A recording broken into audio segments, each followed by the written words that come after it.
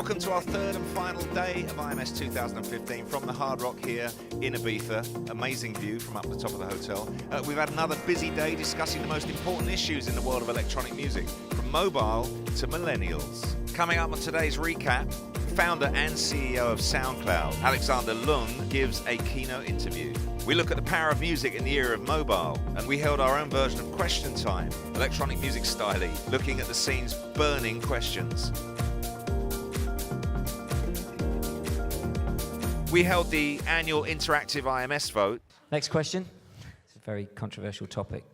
We're kind of talking about harm reduction and the kind of media and I guess broader perspective on drug testing. And my view is it's having drug testing kits. It's not being pro-drugs, it's anti-death. You know, it's about keeping people alive. Insightful and quite controversial quote, but I think very intelligent, and actually one of the most intelligent quotes I think that's ever come out on this debate. So well done, Mark. I think that's a great statement coming out of IMS and AFEM. We debated the power of music in the era of mobile.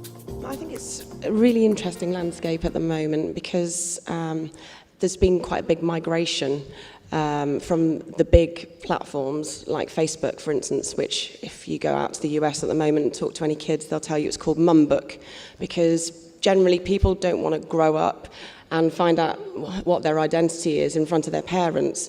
So they've migrated to the likes of Snapchat for obvious reasons, so they can have private moments. And also, they've also migrated into the messaging apps.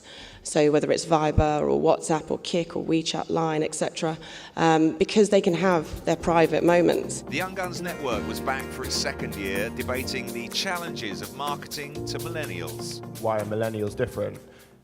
The big thing is like they really dictate the schedule. You don't. You know, it's not a thing where you can say like we're going to have this album campaign and we're going to drop this single here and this single here and then drop the album, because I think millennials are willing to part with cash and they are willing to engage, but it has to be on their terms. Founder and CEO of SoundCloud, Alexander Ljung, sat down for a keynote interview.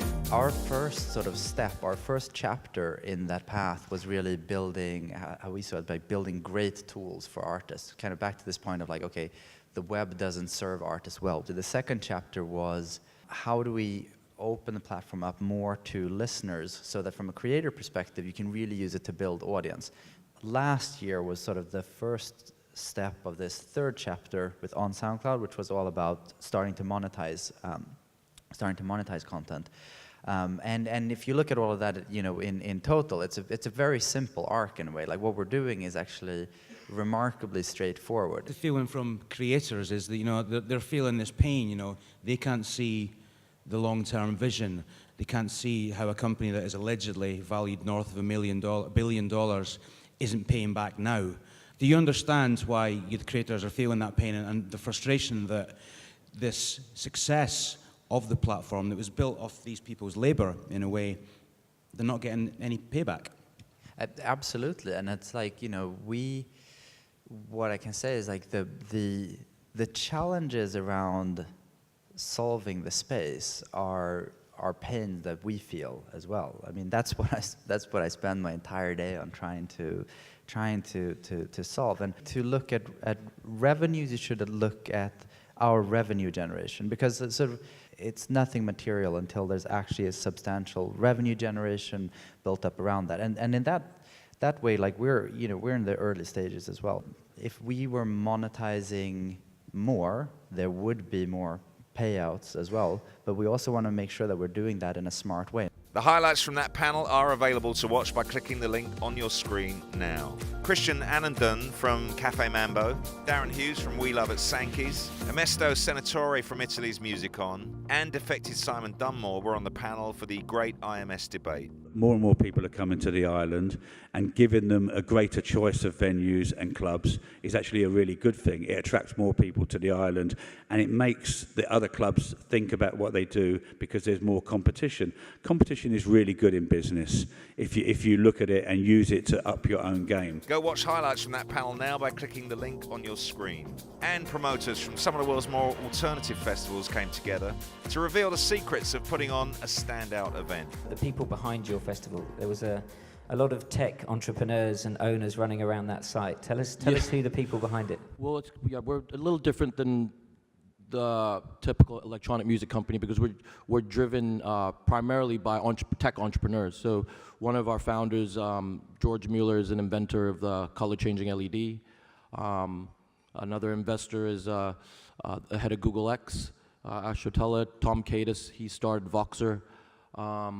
We share a vision to create something better. So it's a means to an end to create a community. And that concludes IMS 2015. What a vintage year it's been, full of fascinating interviews, panels and discussions. I hope you enjoyed it as much as I did. All that's left is our closing party at Doubt Villa tonight with The Lab Live, Kidnap Kids, Zoo, MK and Rudimental.